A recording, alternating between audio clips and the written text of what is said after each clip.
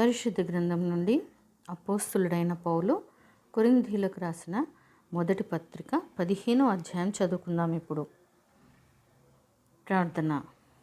సర్వోన్నతుడా, సర్వ సృష్టికర్త, సర్వాంతర్యామి, మా హృదయాలను ఎరిగిన మా దేవ, హృదయాంతరంగంలో ఉన్న ఆవేదనను ఎరిగిన మా దేవ, నీకు స్తుతులు స్తోత్రాలు వందనాలు చెల్లిస్తున్నామయ్యా.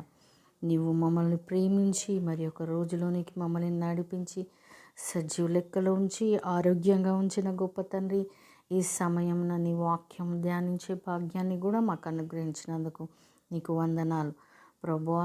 ఇంకను నీ వాక్యంలో తండ్రి ఎదుగుటకు మాకు సహాయం చేయమని యేసయ్య పరిశుద్ధ నామం అడిగి వేడుకుంటున్నాను మా తండ్రి, ఆమేన్. పరిశుద్ధ గ్రంథం నుండి అపోస్తులుడైన పౌలు కొరింథీయులకు రాసిన మొదటి పత్రిక 15వ అధ్యాయం చదువుకుందాం. మరియు సహోదరులారా, నేను మీకు ప్రకటించిన సువార్తను మీకు తెలియపరచుచున్నాను. మీరు దానిని అంగీకరించితిరి, దాని యందే నిలిచి ఉన్నారు. మీ విశ్వాసము వ్యర్థమైతేనే గాని నేను ఏ ఉపదేశ రూపముగా సువార్త మీకు ప్రకటించితినో ఆ ఉపదేశమును మీరు గట్టిగా పట్టుకొని ఉన్న ఎడల ఆ సువార్త వలననే మీరు రక్షణ పొందువారై ఉందురు. నాకియ్యబడిన ఉపదేశమును మొదట మీకు అప్పగించితిని. అదేమనగా, లేఖనముల ప్రకారము క్రీస్తు మన పాపముల నిమిత్తము మృతి పొందెను, సమాధి చేయబడెను, లేఖనముల ప్రకారము 3వ దినమున లేపబడెను. ఆయన కేఫాకును తర్వాత 12 కనపడెను. అటు పిమ్మట 500కు ఎక్కువైన సహోదరులకు ఒక్క సమయమందే కనపడెను. వీరిలో అనేకులు ఇప్పటి వరకు నిలిచున్నారు, కొందరు నిద్రించిరి. తరువాత ఆయన యాకోబుకును అటు తర్వాత అపోస్తులకందరికీ కనపడెను. అందరికీ కడపట అకాలమందు పుట్టినట్టున్న నాకును కనపడెను. ఏలయనగా నేను అపోస్తులందరిలో తక్కువ వాడను, దేవుని సంఘమును హింసించినందున అపోస్తులు నడబట్టకు యోగ్యుడను కాను. అయినను నేనేమై ఉన్నానో అది దేవుని కృప వలననే అయి ఉన్నాను. మరియు నాకు అనుగ్రహింపబడిన ఆయన కృప నిష్ఫలము కాలేదు గాని వారందరికంటే నేను ఎక్కువగా ప్రయాసపడితిని. ప్రయాసపడినది నేను కాను, నాకు తోడయున్న దేవుని కృపయే. నేనైననేమి వారైననేమి అలాగుననే మేము ప్రకటించుచున్నాము, అలాగుననే మీరును విశ్వసించితిరి. క్రీస్తు మృతులలో నుండి లేపబడి ఉన్నాడని ప్రకటింపబడుచుండగా మీలో కొందరు మృతుల పునరుద్ధానం లేదని ఎట్లు చెప్పుచున్నారు? మృతుల పునరుద్ధానం లేని ఎడల క్రీస్తు కూడా లేపబడి ఉండలేదు. మరియు క్రీస్తు లేపబడి ఉండని ఎడల మేము చేయు ప్రకటన వ్యర్థమే, మీ విశ్వాసమును వ్యర్థమే. దేవుడు క్రీస్తును లేపనని ఆయనను గూర్చి మేము సాక్ష్యం చెప్పి ఉన్నాము కదా. మృతులు లేపబడని ఎడల దేవుడు ఆయనను లేపలేదు గనుక మేమును దేవుని విషయమై అబద్ధపు సాక్షులముగా అగుపడుచున్నాము. మృతులు లేపబడని ఎడల క్రీస్తు కూడా లేపబడలేదు. క్రీస్తు లేపబడని ఎడల మీ విశ్వాసము వ్యర్థమే, మీరు ఇంకనూ మీ పాపములలోనే ఉన్నారు. అంతేకాదు, క్రీస్తునందు నిద్రించిన వారును నశించిరి. ఈ జీవితకాలం మట్టుకే మనము క్రీస్తునందు నిరీక్షణ గలవారమైన ఎడల మనుషులందరికంటే దౌర్భాగ్యులమై ఉందుము. ఇప్పుడైతే నిద్రించిన వారిలో ప్రథమ ఫలముగా క్రీస్తు మృతులలో నుండి లేపబడి ఉన్నాడు. మనుష్యుని ద్వారా మరణం వచ్చెను గనక మనుష్యుని ద్వారానే మృతుల పునరుత్థానమును కలిగెను. ఆదామునందు అందరూ ఎలాగు మృతి పొందుచున్నారో అలాగుననే క్రీస్తునందు అందరూ బ్రతికింపబడుదురు. ప్రతి వాడును తన తన వరుసలోనే బ్రతికింపబడును.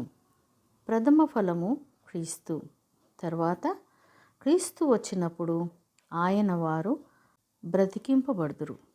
అటు తర్వాత ఆయన సమస్తమైన ఆధిపత్యమును, సమస్తమైన అధికారమును, బలమును కొట్టివేసి తన తండ్రి అయిన దేవునికి రాజ్యము అప్పగించును. అప్పుడు అంతము వచ్చును. ఎందుకనగా తన శత్రువులనందరినీ తన పాదముల క్రింద ఉంచు వరకు ఆయన రాజ్య పరిపాలన చేయుచుండేవాళ్ళను. కడపట నశింపజేయబడు శత్రువు మరణము. దేవుడు సమస్తమును క్రీస్తు పాదముల క్రింద లోబర్చి ఉంచెను. సమస్తమును లోబర్చబడి ఉన్నదని చెప్పినప్పుడు ఆయనకు సమస్తమును లోపరిచిన వాడు తప్ప సమస్తమును లోబర్చబడి ఉన్నదను సంగతి విషదమే. మరియు సమస్తమును ఆయనకు లోపరచబడినప్పుడు దేవుడు సర్వములో సర్వమగు నిమిత్తము కుమారుడు తనకు సమస్తమును లోపరిచిన దేవునికి తానే లోబడును. ఇట్లు కాని ఎడల మృతుల కొరకై బాప్తిస్మము పొందు వారేమి చేతురు? మృతులు ఏమాత్రమును లేపబడని ఎడల మృతుల కొరకు వారు బాప్తిస్మము పొందనేలా? మరియు మేము గడియ గడియకు ప్రాణభయంతో ఉండనేలా?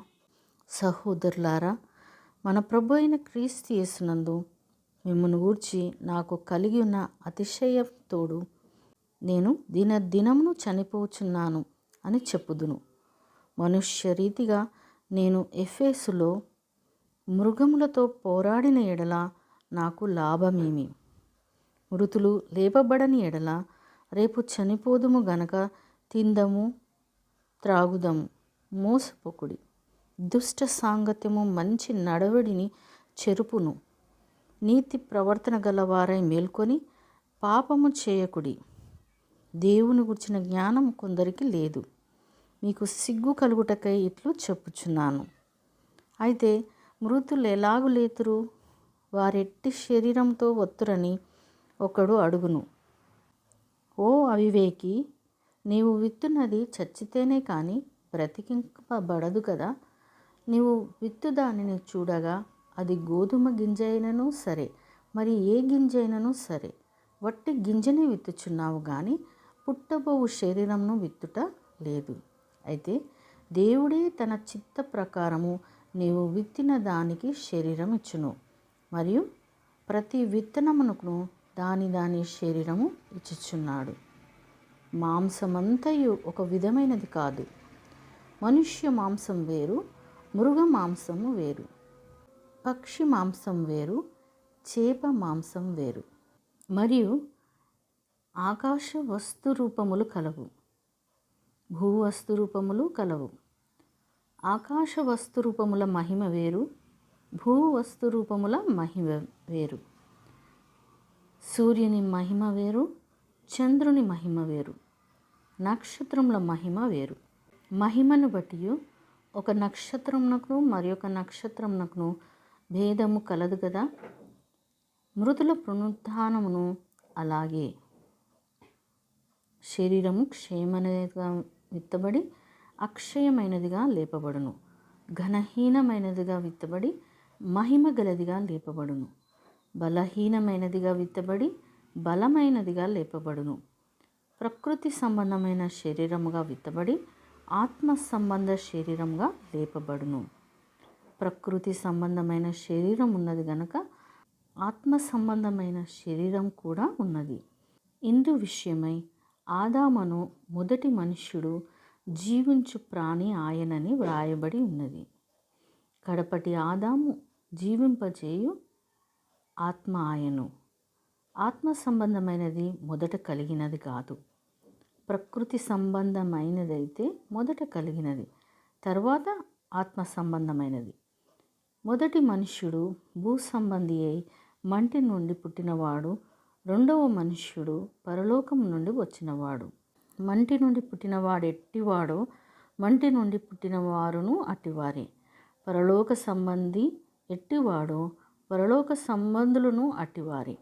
మరియు మనము మంటి నుండి పుట్టిన వాని పోలికను ధరించిన ప్రకారము పరలోక సంబంధి పోలికయు ధరింతుము. సహోదరులారా, నేను చెప్పునది ఏమనగా, రక్త మాంసములు దేవుని రాజ్యమును స్వతంత్రించుకొన నేరవు.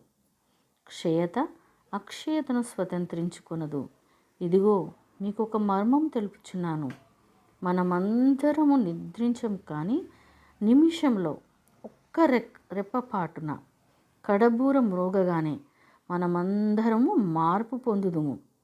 బూర మ్రోగును, అప్పుడు మృతులు అక్షయులుగా లేపబడుదురు. మనము మార్పు పొందుదుము. క్షయమైన ఈ శరీరము అక్షయతను ధరించుకొనవలసి ఉన్నది. మర్త్యమైన ఈ శరీరము అమర్త్యతను ధరించుకొనవలసి ఉన్నది. ఈ క్షయమైనది అక్షయతను ధరించుకున్నప్పుడు, ఈ మర్త్యమైనది అమర్త్యతను ధరించుకున్నప్పుడు విజయమందు మరణము మృంగి వేయబడెను అని వ్రాయబడిన వాక్యము నెరవేరును. ఓ మరణమా, నీ విజయం ఎక్కడ? ఓ మరణమా, నీ ముల్లెక్కడ? మరణ ముళ్ళు పాపము. పాపమునకున్న బలము ధర్మశాస్త్రమే.